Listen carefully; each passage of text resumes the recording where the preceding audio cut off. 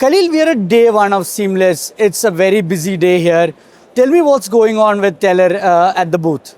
Well, thank you for coming into our booth here at Seamless 2025. We're happy to have you. As you mentioned, it's a very busy day. What's going on? We're showcasing what we've done, all of our history in the past 11 years, being one of the oldest fintech players and payment gateways in the UAE market and in the region. And at the same time, connecting with our merchant base, connecting with our customers, and connecting with future customers as well, hopefully, partners and the likes. Khalil, you started Telr way back. Now you're the CEO and founder. Tell us what has changed in this landscape of fintech. How do you see it going from here?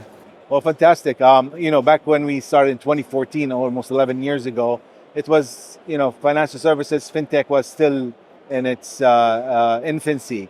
E-commerce was still cash on delivery, and we saw an opportunity where we wanted to digitize the payments, and that's where the whole Telr idea started in 2014. Since then, things have evolved. With COVID coming in a few years back, that escalated and energized the move towards digital payments. And from there, we started innovating new products and growing our footprint.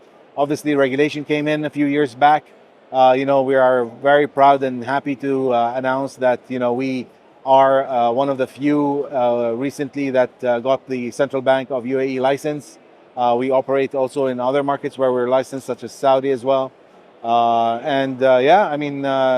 market has evolved. The new innovations, I'm sure one of the buzzwords in the past couple of years, buy now, pay later, was born a few years back, and a lot of things are changing. So, Khalil, tell me about what has changed with the business model right now, over the years. How has it evolved? So when we started, we were a payment gateway. And today, now, post-regulations coming in, us being fully licensed as a financial institution here in the UAE, now we're launching our full-blown acquiring services directly into the market. That gives us more control on our product, our innovations, and so the whole business model will be shifted into something more, what I'd like to call, we will be a technology-first acquirer, which is kind of novel to the UAE market.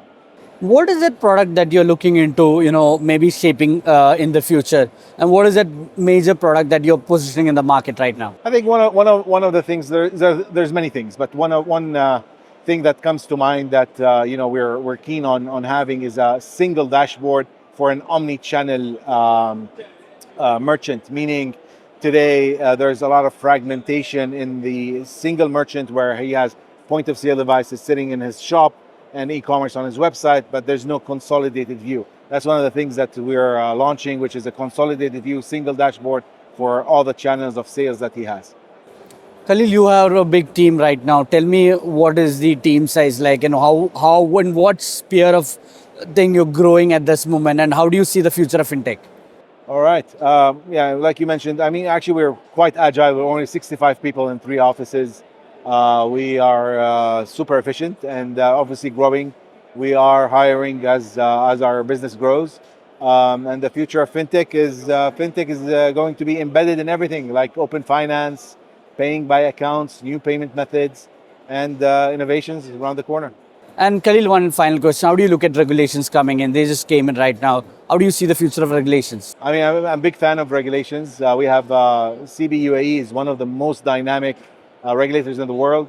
They're very business friendly, and at the same time they're well balanced towards regulation versus what does the market need. They do a fantastic job with the ecosystem, and we're very excited about how we can continue to innovate within a very healthy regulated market.